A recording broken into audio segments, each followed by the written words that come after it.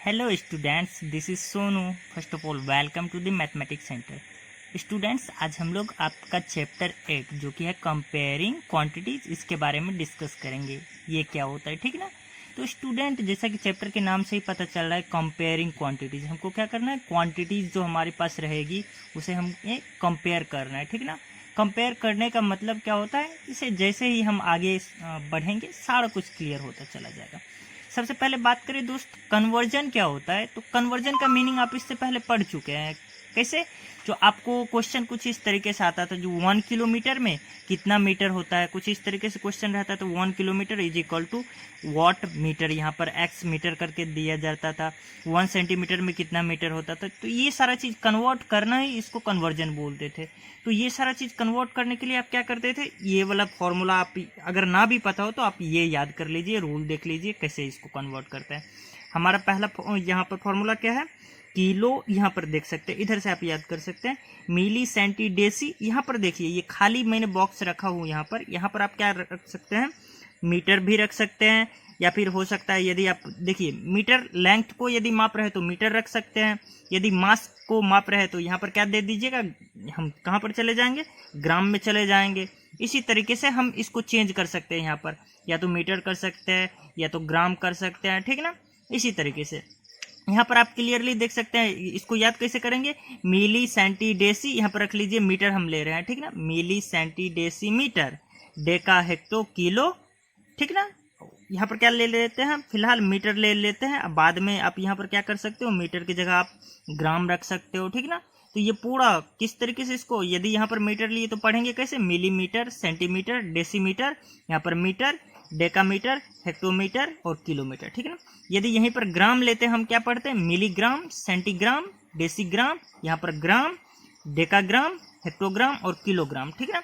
अब देखते हैं ये चार्ट हमें कैसे मदद करता है हमारे क्वेश्चन को सॉल्व करने के लिए। देखते हैं, बहुत इजी। देखिए यहाँ पर क्या पूछ रहा है, हमारा पहला क्वेश्चन क्या है, 1 hectometre is equal to dash centimetre, ठीक ना। हमको कहाँ पर देखना है, ये चीज हमारे पास दिया हुआ है हेक्टोमीटर, ठीक ना। और हमको क्या चीज कहाँ पर जाना है, सेंटीमीटर के पास। सेंटीमीटर कहाँ है हमारा, यहाँ पर है, ठीक ना। तो अब यहाँ पर देख सकते हैं 1 हेक्टोमीटर के बारे में पूछा है, तो हम क्या कर रहे हैं, यहाँ पर 1 हेक्टोमीटर के जगह पर क्या कर रहे हैं, यहाँ पर 1 हम लिख दे रहे हैं, ठीक है ना।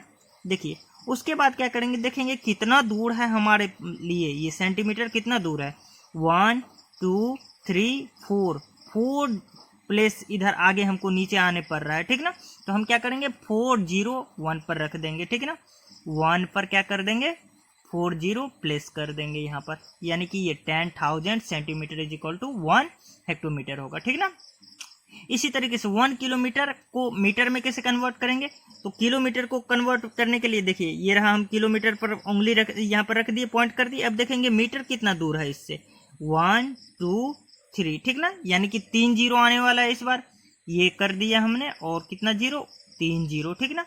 देखिए उसके बाद क्या है, 1 centimetre is equal to what metre, इस बार सेंटीमीटर पे है, ठीक, और जाना कहाँ है, मीटर पे जाना है, यानी कि ऊपर की ओर जा रहा है। कितना दूर जा रहा है, 1 2, ठीक ना, ऊपर की ओर जा रहा है। यानी क्या करेंगे, 1 पर 2 जीरो रख देंगे, यही ना सोच रहा है। 1 पर कितना, देखिए सेंटीमीटर पे है, हमको मीटर पे जाना है, 1 2, क्या कर रहे हैं, इस बार ऊपर चल रहे हैं। ऊपर चलने का मतलब क्या हुआ, जो इस बार अपोजिट करना है हमको, इस पर जीरो नहीं रखना है, बल्कि ये डबल जीरो से डिवाइड करना है, 100 से यहाँ पर क्या करना है, हमको डिवाइड करना है, ठीक ना। तो आप समझ गए होंगे इसका यूज करके हम कैसे कन्वर्ट कर सकते हैं किसी भी डाटा को यहाँ पर। अब देखते हैं, आपको ये जानकारी रहनी चाहिए, जो एक दिन में कितने घंटे होते हैं, 24 घंटे होते हैं, 24 आवर्स, ठीक ना। और 1 आवर्स में कितने मिनट्स होते हैं, 60 मिनट्स, और 1 मिनट्स में कितने सेकंड्स होते हैं, 60 सेकंड्स। ये आपको पता रहना चाहिए। नेक्स्ट देखते हैं, 1 रुपीज में कितने पैसे होते हैं स्टूडेंट्स, 100 पैसे। ये तो बताने की जरूरत नहीं पड़ेगी, आप 7वीं क्लास के स्टूडेंट्स हो, आपको ये सारा कुछ पता होगा। अब आगे बढ़ते हैं, और अपना जो नेक्स्ट टॉपिक है ये है हमारा यूनिटरी मेथड, ठीक ना। यूनिटरी मेथड को समझने की कोशिश करते हैं। स्टूडेंट्स हमारे पास एक क्वेश्चन दिया हुआ है, आप देख सकते हैं यहाँ पर, cost of 3 pence are 12 rupees, ठीक ना। आपसे पूछ कर रहा है cost of 5 pence are what, 3 pen का मूल्य 12 रुपए, तो 5 पेन का मूल्य कितना। अच्छा स्टूडेंट्स, ये छोड़िए, ये क्वेश्चन को छोड़िए, हम आपको बोले हैं क्या चीज, एक अंडा का दाम, 1 एग का दाम आपके पास दिया हुआ है 5 रुपीज़, ठीक ना। तो आप मुझे बताओगे 12 एग का दाम कितना होगा। सिंपल सा इसको मल्टीप्लाई कर देते हो ना इससे, तो कितना हो जाएगा 12 into 5 is equal to 60 rupees हो जाएगा, ठीक ना। तो हमारे पास देखो ये कितना आसानी से निकल गया। यदि 1 एग का दाम पता था हमको तो 12 एग का दाम हमने आसानी से निकाल लिया। यानी कि किसी भी चीज़, किसी एक चीज़ का हमको दाम पता हो, ठीक ना, एक क्वांटिटी में 1 हो, वो उसका दाम पता हो तो हमारे लिए निकालना इजी हो जाता है।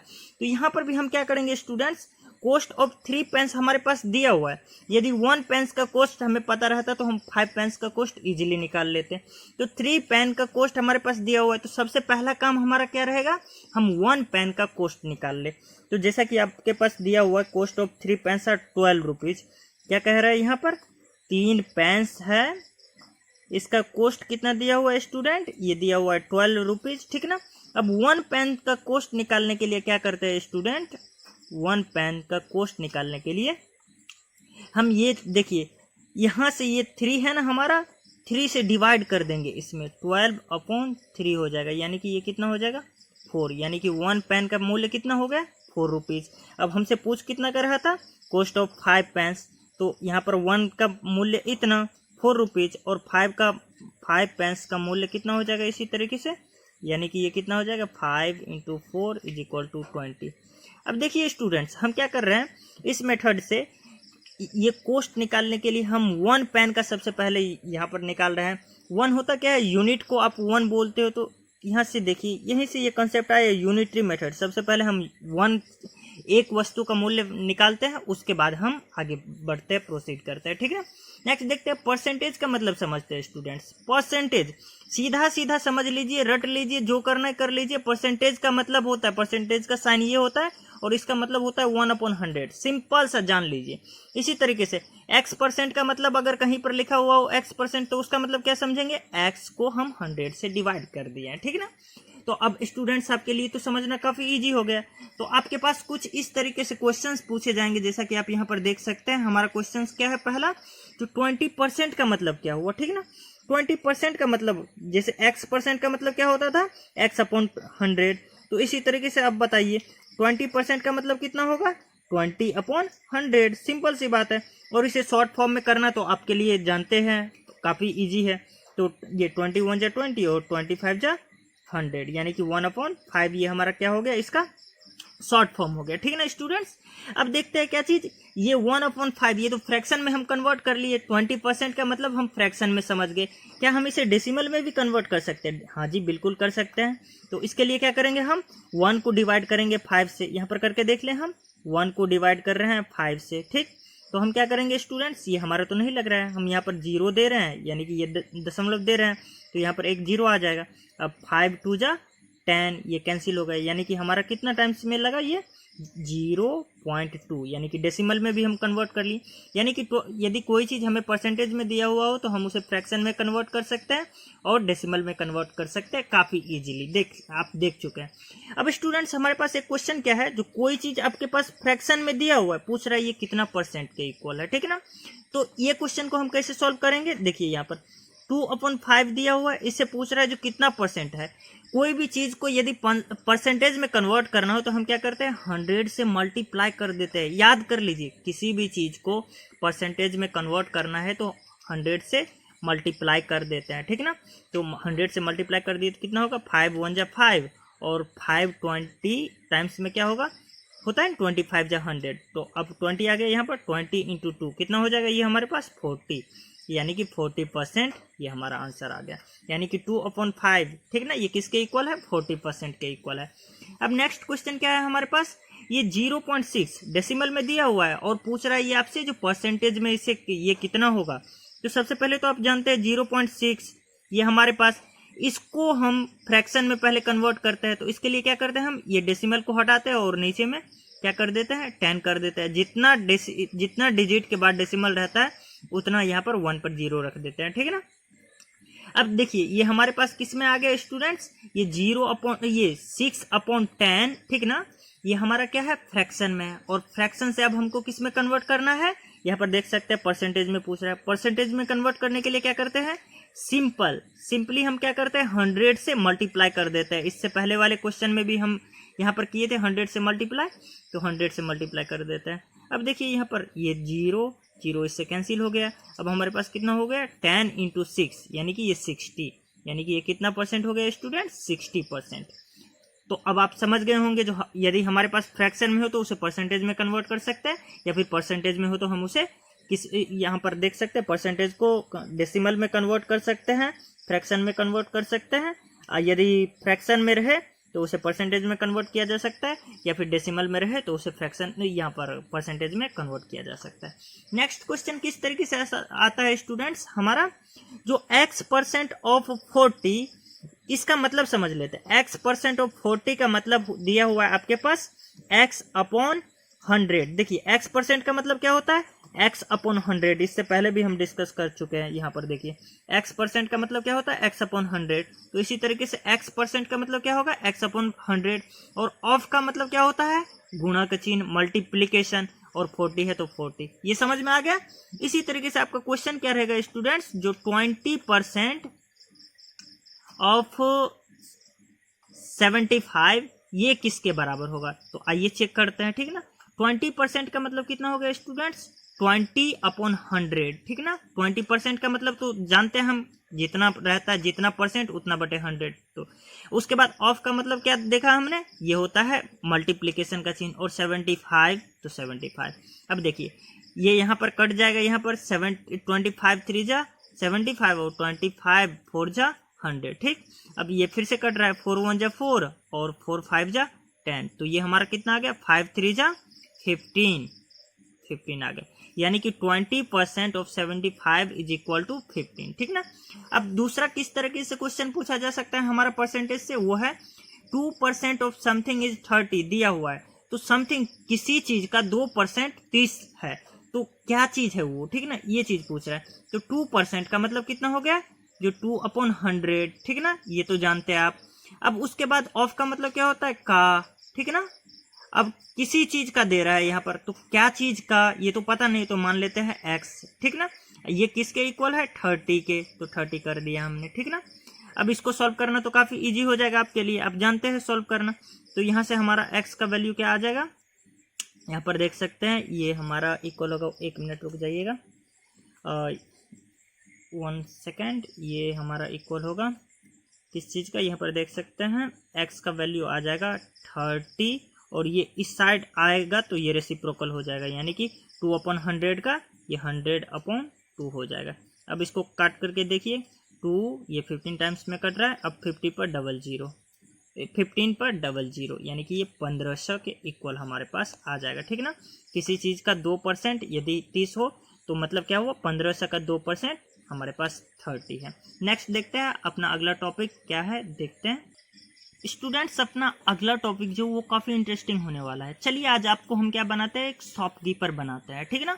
शॉपकीपर बना रहे हैं और देखिए कितना इंटरेस्टिंग चीज़ है और आपको मज़ा भी आने वाला है। चलिए आप शॉपकीपर हो, आप क्या करोगे, कोई भी चीज़ बेच रहे हो, मानकर चलो आप चीनी बेच रहे हो, ठीक ना। चीनी बेचने के लिए क्या करना पड़ेगा, सबसे पहले आपको कहीं और से खरीदना होगा और फिर उसे बेचना होगा, ठीक ना। तो आप कहीं और से जो कोई चीज़ खरीदिएगा, चीनी ये खरीदिएगा या फिर और कुछ, तो वो क्या होगा आपका कॉस्ट प्राइस होगा, यानी कि जितना रुपए में आप परचेज करते हैं वो उसका कॉस्ट प्राइस होता है। मान लीजिए आप चीनी कितना में परचेज किए, यहाँ पर मान लेते हैं 100 रुपये का क्या कर लिए, यहाँ पर 5 kg चीनी परचेज कर लिए। उसके बाद क्या कर रहे हैं सेलिंग प्राइस, मतलब क्या होता है अब आप उसे बेचने की बारी आई, ठीक ना। यहाँ पर एक बार फिर से देख लीजिए, आप क्या कर रहे हैं चीनी को खरीद रहे हैं तो चीनी का वो कॉस्ट प्राइस हो जाएगा, और चीनी को जिस दाम पर बेच रहे हैं वो उसका सेलिंग प्राइस हो जाएगा, ठीक ना। इसे सीपी बोलते हैं, इसे एसपी बोलते हैं।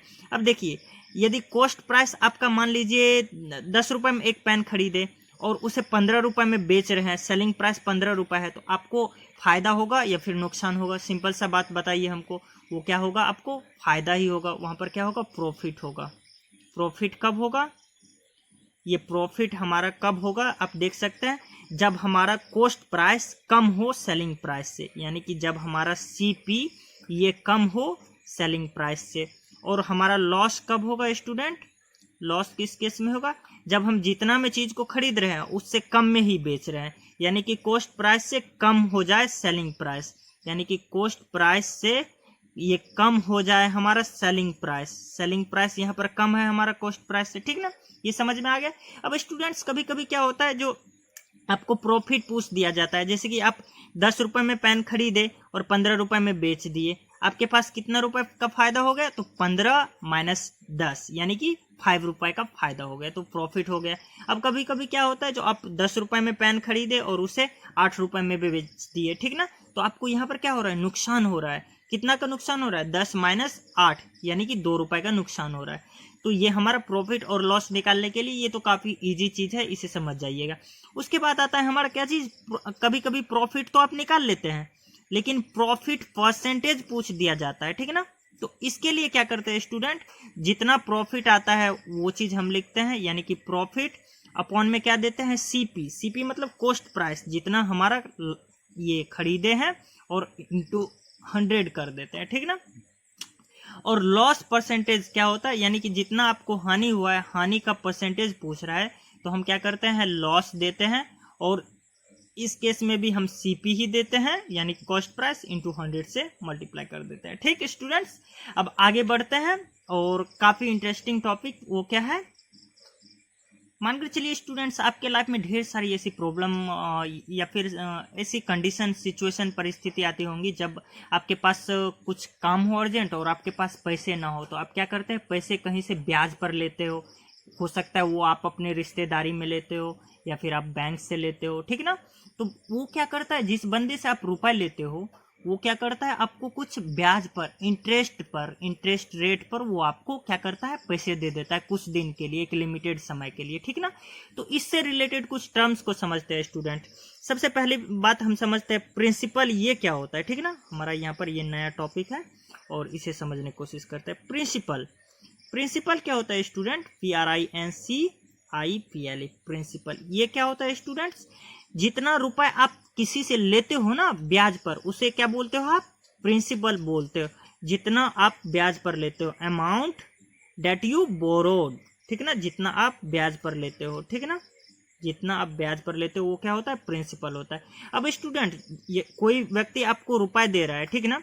वो क्या करेगा? वैसे तो रुपए देगा नहीं, वो क्या करेगा? कुछ ना कुछ परसेंटेज रेट पर देता है, यानी कि ब्याज दर पर देता है।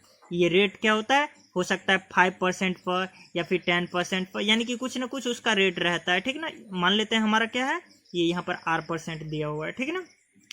उसके बाद क्या होता है, जो वो कुछ ना कुछ समय के लिए देता है, बोल देता है नहीं मुझे इतना दिन में फिर वापस चाहिए रुपए, ठीक ना? तो आपको क्या दे देता है? समय भी दे देता है। ठीक है स्टूडेंट्स, अब क्या करते हैं, अब किसी से आपने रुपए उधार लिया, अब कुछ दिन बाद उसे लौटाने के लिए जा रहे हैं, तो आप क्या करते हैं? उससे कुछ अधिक रुपए, जितना आप रुपए लिए थे उससे अधिक रुपए उसे लौटाते हैं। मान लीजिए आपने 10,000 रुपए लिया था और जब लौटाने के लिए गए तो कितना रुपए लौटा रहे हैं? 12,000 रुपए लौटा रहे हैं, ठीक ना? तो आप क्या कर रहे हैं? एक्स्ट्रा रुपए लौटा रहे हैं। एक्स्ट्रा रुपए कितना लौटा रहे हैं? 2,000 एक्स्ट्रा रुपए। तो वो एक्स्ट्रा रुपए को आप क्या बोलते हो? इंटरेस्ट बोलते हो। क्या बोलते हो? इंटरेस्ट।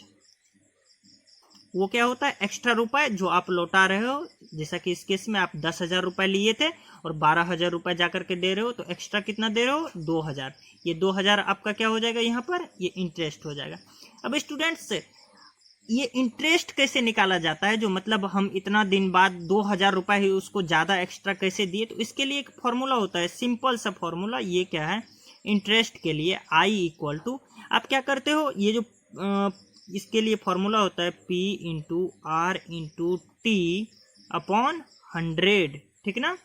तो अब यहाँ पर P क्या है? ये P बिल्कुल यही है, principal. P stands for principal that you borrowed from another person, ठीक ना? जो आप दूसरे व्यक्ति से अमाउंट कर्ज लेते हो वो प्रिंसिपल होता है। R क्या होता है? जो ब्याज दर जो होता है वो हमारा R होता है, ठीक ना?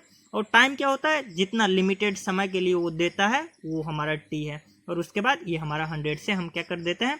उसे डिवाइड कर देते हैं। तो ये इस तरीके से हमारा इंटरेस्ट निकल जाता है। अब स्टूडेंट्स क्या होता है, जो आप टोटल अमाउंट, जब आप ये इंटरेस्ट निकाल लिए तो उसे जब लौटाने के लिए जाते हो तो आप क्या करते हो? सबसे पहले उसका जो रुपए आप लिए थे, यानी कि प्रिंसिपल, वो रुपए तो लौटाते ही हो, साथ में क्या करते हो? ये इंटरेस्ट भी जोड़ करके उसे लौटाते हो, ठीक है ना। ये समझ में आ गया। अब स्टूडेंट्स इससे एक क्वेश्चन कर लेते हैं, ठीक है ना। मान लीजिए आपको जरूरत पड़ा, ठीक ना। क्वेश्चन कुछ इस तरीके से है, आप किसी व्यक्ति से 5,000 रुपये क्या किए, इंटरेस्ट पर लिए, ठीक ना। आपको जरूरत पड़ा, 5,000 रुपये लिए, और ब्याज दर उसने कितना दिया, 10% वो ब्याज दर रखा। और कितने समय के लिए आप लिए, मान लीजिए 2 साल के लिए ले लिए, ठीक है ना। 2 साल के लिए आप यहाँ पर ले लिए। अब आपसे आपका काम क्या है, सबसे पहले इंटरेस्ट आपका क्या हुआ, इंटरेस्ट को कैलकुलेट करना। इंटरेस्ट को कैलकुलेट करने के लिए आपका फॉर्मूला क्या है, P गुना R गुना T अपॉन 100, ठीक है स्टूडेंट। अब क्या करेंगे, इसका वैल्यू रख देते हैं। P का वैल्यू कितना है, 5,000, ये रहा, हमने कर दिया 5,000। और R का वैल्यू कितना है, 10% है तो 10 कर दिया। और T का वैल्यू कितना है, 2 साल है तो 2 साल हमने कर दिया, और अपॉन में 100। अब देखिए ये जीरो, ये जीरो, ये जीरो और ये जीरो कट गया हमारा, ठीक ना। नीचे में 2, ऊपर में 2 कट गया। अब हमारे पास क्या बच रहा है स्टूडेंट, ये 5, यहाँ पर देख सकते हैं 500 इंटू 2, 500 इंटू 2 यानी कि 1,000, ठीक ना। हमारा इंटरेस्ट कितना आ गया, 1,000। अब उसको जब लौटाने के लिए जाएंगे हम, टोटल अमाउंट जब लौटाने के लिए जाएंगे अमाउंट, तो हमको कितना देना पड़ेगा, सबसे पहले तो जितना रुपए हम लिए थे वो चीज़ हम उसे लौटाना पड़ेगा P, और उसके बाद जो इंटरेस्ट आया वो लौटाना होगा। यानी कि हमारा कितना रुपए लिए थे हम, 5,000 रुपीज़ हम लिए थे, और हमारा ये इंटरेस्ट कितना आया, 1,000 रुपीज़। तो 1,000 रुपीज़ हम इसे जोड़ देंगे और उसे टोटल कितना रुपए लौटाएंगे, 5 + 1 = 6,000 रुपीज़ हम उसे लौटाएंगे। बस इसी कॉन्सेप्ट्स पर आपका सारा जो भी आपके चैप्टर ये एक्सरसाइज का क्वेश्चन है सारा बन जाएगा, अगर आप इतना को अच्छे से समझ लीजिएगा। थैंक यू स्टूडेंट्स, इसी तरह के इंटरेस्टिंग टॉपिक के साथ आपसे मिलते रहेंगे, तब तक के लिए धन्यवाद।